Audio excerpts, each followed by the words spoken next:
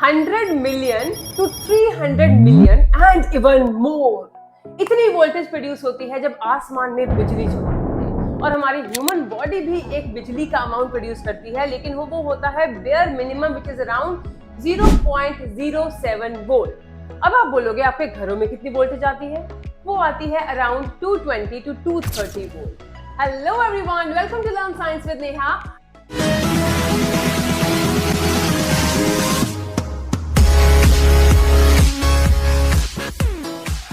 आज हम शुरू और खत्म करने वाले हैं एक chapter electricity, magnetic and heating effect, chapter number 4 of NCERT grade 8। और आखिरी में करने वाले हैं एक सरप्राइज एक्टिविटी जिसको देख के आपको आ जाएगा खूब मजा। तो जुड़े रहिए टिल एंड, जिसमें हम करेंगे lot of DIYs and we will go from table to table. Let's start. तो चैप्टर शुरू करने से पहले सबसे पहले हम इंट्रोड्यूस करेंगे इस चैप्टर का रॉ मटेरियल, जिसको बोलते हैं एक छोटी सी इलेक्ट्रिसिटी किट। अब उसमें होती हैं 3 तरह की wires, red wire which is live, black which is neutral and green which is called as earth wire. साथ में होगा आपका बल्ब, या फिर आप LED बल्ब भी ले सकते हो लाइक दिस। LED बल्ब का एक एंड होता है छोटा, एक होता है बड़ा। जो छोटा होता है that is negative terminal and जो बड़ा होता है दैट इज पॉजिटिव टर्मिनल। तो उसके बाद आपके पास आते हैं ये थोड़े से switch to make the connection, और साथ में आता है आपका कनेक्टर, और ये कनेक्टर आपकी बैटरी के साथ ऐसे कनेक्ट किया जाता है। और साथ में होते हैं थोड़े से रेजिस्टर्स, बिकॉज अगर आप सेल को डायरेक्टली आप इस बैटरी से लगाओगे तो सेल के फ्यूज होने के चांसेस हैं। तो you just connect it with this resistor and then fix it with the cell, and you can use this stripper also, this wire stripper, ताकि वायर को आपको मुंह से खींचना ना पड़े, and you can strip off this wire with the help of this stripper. So this is all on table number 1. Let's ring the bell and move towards table number 2. Now I am on table number 2. यहाँ पे हम करेंगे magnetic effect of electric current. Let's see. इसके लिए मैंने लिया एक cell जो कि मेरा है सोर्स ऑफ इलेक्ट्रिक करंट, और साथ में मैग्नेटिक नीडल। अगर तो नीडल में डिफ्लेक्शन हुई जब मैं सर्किट को कंप्लीट करती हूँ, that means moving charge will produce magnetic field. तो लेट्स सी।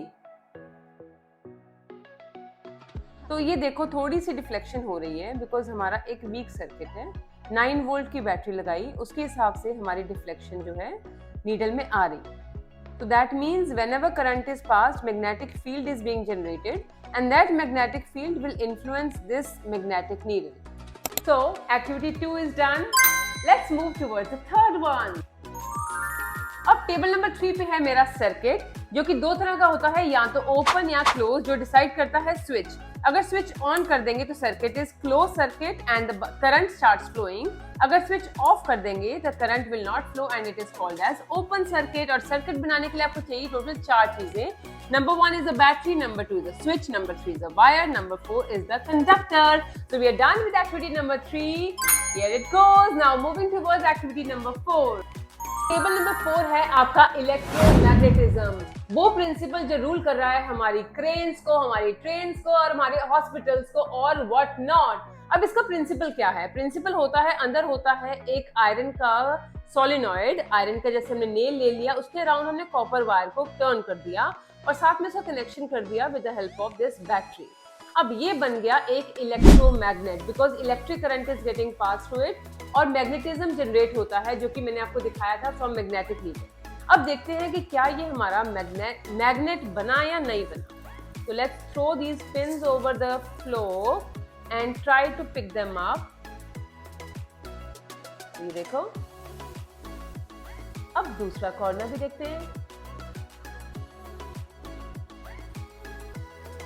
तो ये दोनों तरफ से मैग्नेटिज्म शो कर रहा है, although it is a weak magnetism. अब इस मैग्नेटिज्म को आप स्ट्रॉन्ग कैसे कर सकते हो? या तो आप नंबर ऑफ टर्न्स को बढ़ा दो, या फिर बैटरी की स्ट्रेंथ को बढ़ा दो। ज्यादा बैटरीज लगाऊंगी तो स्ट्रॉन्ग बनेगा, नंबर ऑफ टर्न्स बढ़ाऊंगी तब भी ये स्ट्रॉन्ग मैग्नेट बनेगा। तो ये हुई हमारी एक्टिविटी नंबर 4 कंप्लीट, और ये हमने बजाई अपनी bell. Let's move towards activity number 5। Water का फॉर्मूला होता है H2O। क्या आप H और O को अलग कर सकते हो? Being a compound, it is impossible, but with the help of electricity, हम जरूर कर सकते हैं। तो आज हम वही करने वाले हैं on this table number 5। अब इसके लिए आपको चाहिए एक बीकर में डालेंगे थोड़ा सा पानी को डालने के बाद इसको हमने बनाना है इलेक्ट्रोलाइट। इलेक्ट्रोलाइट बनाने के लिए इसमें डालेंगे थोड़ा सा एसिड। तो मेरे पास है डाइल्यूट सल्फ्यूरिक एसिड, मैंने इसमें डाला एसिड, ये बन गया एसिडिफाइड वाटर। अब इस एसिडिफाइड वाटर में करंट पास करेंगे, लेकिन उससे पहले हम इसको थोड़ा सा हिलाते हैं, फिर हम इसके पानी को 2 टेस्ट ट्यूब्स में डाल देंगे। अब छोटी टेस्ट ट्यूब मेरे पास नहीं थी, मेरे पास सारी बड़ी बड़ी टेस्ट ट्यूब्स हैं, ठीक है, तो मुझे चाहिए वो टेस्ट ट्यूब जो इसके ऊपर फिट हो जाए। तो आई हैव टेकन दीज 2, ठीक है। अब इसको मैं फुली फिल कर लूंगी दिस एसिडिफाइड वाटर के साथ। इसी तरह से मैं दूसरी टेस्ट ट्यूब को भी फिल करती हूँ। इसको यहाँ थोड़ी देर रखते हैं। अब इसको फिल करते हैं with water. This is again acidified water, I am telling you.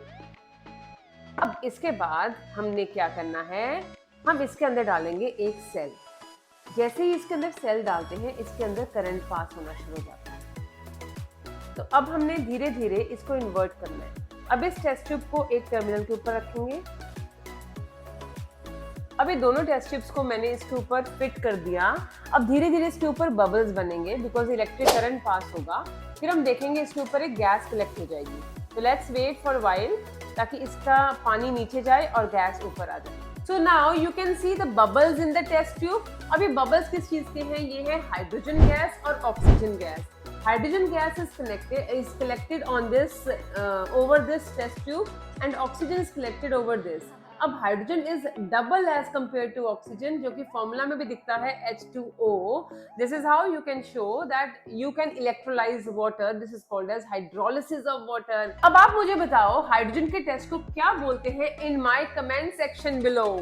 Electricity done, magnetic effect of electric current done. अब now let's move towards heating effect of electric current, जिसके लिए आपको जाना पड़ेगा आपके घर की प्रेस के पास या फिर ओवन या फिर माइक्रोवेव। इन सब हीटिंग अप्लायंस के पास होती है एक स्पेशल काइंड ऑफ वायर जिसको बोलते हैं नाइक्रोम वायर, जिसकी रेजिस्टेंस होती है काफी ज्यादा। रेजिस्टेंस को समझाने के लिए अगर मैं हाथों को रगड़ती हूँ तो जितना मैं ज्यादा रगड़ूंगी उतनी मेरी एनर्जी ज्यादा यूज होगी। दैट्स व्हाई नाइक्रोम की जितनी रेजिस्टेंस ज्यादा होती है उतना वो इलेक्ट्रिक करंट भी ज्यादा लेता है और साथ में वो हीटिंग इफेक्ट भी ज्यादा प्रोड्यूस करता है। That's how electrical energy is converted to heat energy, and that's how heating effect of electric current is shown in our daily life. Now let's move towards the last activity, which is activity number 6. So here it goes. अब देखते हैं ये device क्या है। ये device major करती है current end voltage both, ठीक है। अब इस डिवाइस में क्या होता है, it is called as ammeter and voltameter. ये कंबाइंड एक डिवाइस है। अब इस डिवाइस में कनेक्शंस कैसा होता है, तो ये देखो negative terminal which is black और ये negative wire which is black, ये positive terminal which is red. अब ये दोनों वायर्स का जब मैंने कनेक्शन किया, सिमिलरली अब इसके ओपन एंड्स को मैं पॉजिटिव और नेगेटिव से रिस्पेक्टिवली कनेक्ट कर दूंगी, like positive with red and negative with this, and you can see the difference. This is how these voltmeters or ammeters work once the electric circuit is complete. So this activity is done. अब आई बारी मेरे promise की, लेकिन सबसे पहले मैं आपको कुछ समझाने वाली हूँ। इलेक्ट्रिसिटी ने प्रोड्यूस किए मैग्नेट्स, इलेक्ट्रोमैग्नेट्स के रूप में, लेकिन अगर इन दोनों की अच्छी फ्रेंडशिप हो जाती है, इलेक्ट्रिसिटी और मैग्नेट्स दोनों इकट्ठे आ जाते हैं, तो वो प्रोड्यूस करने वाले हैं एक मोटर। और यही था मेरा सरप्राइज। तो ये रहा मेरा छोटा सा सेटअप, जिसके अंदर है मेरे थोड़े से मैग्नेट्स जो मैंने नीचे लगाए और साथ में एक बैटरी। तो बैटरी ने प्रोड्यूस किया करंट और साथ में आए मैग्नेट्स। जब ये दोनों चीजें कनेक्ट हो जाएंगी तो मोशन प्रोड्यूस होगा, and this is what is called as rotational motion या फिर टॉर्क, जो कि आपकी जितने भी कार की सेल्स या बैटरीज हैं वहां पे लगता है। So we're done with all the 6 activities. Your whole chapter is done. Hope you have understood it well. Do like, share and subscribe to my YouTube channel and press the bell icon to get the regular updates. Thank you so much for watching.